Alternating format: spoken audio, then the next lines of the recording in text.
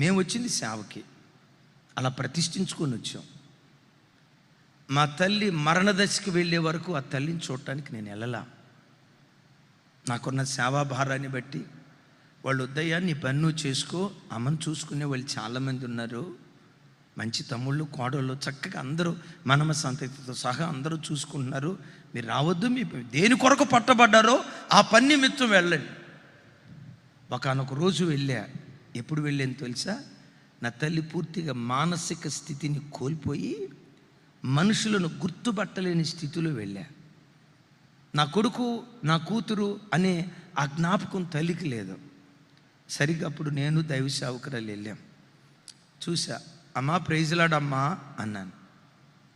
ప్రైజ్లాడయ్యా అంది. నేను పక్కన కూర్చొని అమ్మని దగ్గరికి లాక్కొని, అమ్మా నేను నీకేమవుతానమ్మా? ఏమోనయ్యా నాకేం తెలుసు, నువ్వు నాకేమవుతావు అని. అది గుర్తొచ్చితే ప్రతి క్షణం గుండెట్లా పెండుపడితే, అమ్మా నీ కొడుకును కదమ్మా. ఏంటయ్యా అనే లోపు ప్రక్కనే మా నాన్నుండి, పాస్టర్ గారమ్మా, పాస్టర్ గారిని గుర్తుపట్టలేదా నువ్వు? పాస్టర్ గారు వచ్చారు అని అంటే నా వైపు చూసి పాస్టర్ గారా పాస్టర్ గారా అని అట్టాగే చూసాను. అమ్మా నేను పాస్టర్ గారినే, పాస్టర్ గారితో పాటు నీకేమవుతానమ్మా ఒకసారి చెప్పు, నీ నోటితో చెప్పు, ఏమవుతానమ్మా నీకంటే, నాకు పాస్టర్ గారు అవుతావయ్యా. అమ్మా నీ కొడుకుని, నా కొడుకు అయ్యాను ఒక్కసారి అను. ఆ తల్లి అలా ఎప్పటికీ గుండె పిండబడుతుంది. అమ్మ ఎప్పుడైనా ఒకసారి కనపడితే, అమ్మ నువ్వు ఆరోగ్యంగా ఉన్న దినాల్లో నీ దగ్గరికి రాలేకపోయా, నేను పలకరించలేకపోయా, ఒక్కసారి నీ నోటితో పిలువమ్మని నాకు జ్ఞాపకం రాని రోజు లేదు. ఈ మధ్య మా నాన్న చనిపోయారు. అఫ్కోర్స్ ఆ కుటుంబంతో ఒక ఆత్మ సంబంధమైన బంధం తప్ప ఇంకొకటి ఏదీ లేదు.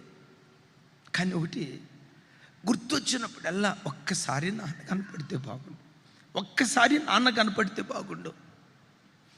ప్రభు అంటాడు, రే నాన్న చనిపోయిన వాళ్ళ గురించి ఆలోచించుకో. వాళ్ళు ఎక్కడికి వచ్చారు? నా దగ్గరికి వచ్చారు. చనిపోయిన వాళ్ళ గురించి బాధపడకు. మరి ఏం చేయాలి ప్రభువా?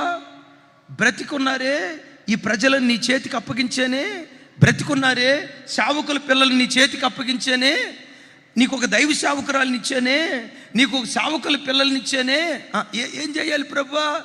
ఆ ప్రేమ ఏ తండ్రికి పంచాలనుకున్నావో, ఏ తల్లికి పంచాలనుకున్నావో ఆ ప్రేమంతా నీకు ఇచ్చిన పిల్లలకు నువ్వు పంచు. ఆ మమకారాన్ని వాళ్ళకు పంచు. చెయ్యి దాటిన వాళ్ళ కూర్చుని వేడ్చిన ఉపయోగం లేదు. అయ్యా వన్ లైఫ్, ఒకే ఒక్క జీవితం. బ్రతుకుల్లో నువ్వు ఏడ్పించి, తల్లిదండ్రులు నేర్పించి, భార్య నేర్పించి, భర్త నేర్పించి, కట్టుకున్న భర్త నేర్పించి, కడుపున పుట్టిన పిల్లలు నేర్పించి ఆలోచించు. అది ఒక బ్రతుకా? అది ఒక జీవితమా? నిన్ను బట్టి 10 మంది ఏడుస్తూ ఇలాంటిది నాకెందుకు దొరికింది, ఇలాంటి వాడు నాకెందుకు దొరికాడు, నీవు ఏడుస్తూ 10 మందిని ఏడ్పించే బ్రతుకు అది బ్రతుకు కాదు. అయ్యా వన్ లైఫ్, ఒకే ఒక్క జీవితం. దాటిన తర్వాత నువ్వు కోల్పోయిన వారిని తిరిగి సంపాదించుకోలేవు. పోగొట్టుకున్న తర్వాత రొమ్ము కొట్టుకుంటూ ఏడ్చిన వాళ్ళు మరలా తిరిగి రారు. అందుకనే నీ పుట్టుక అనేకులకు సంతోషాన్ని ఇచ్చును గాక.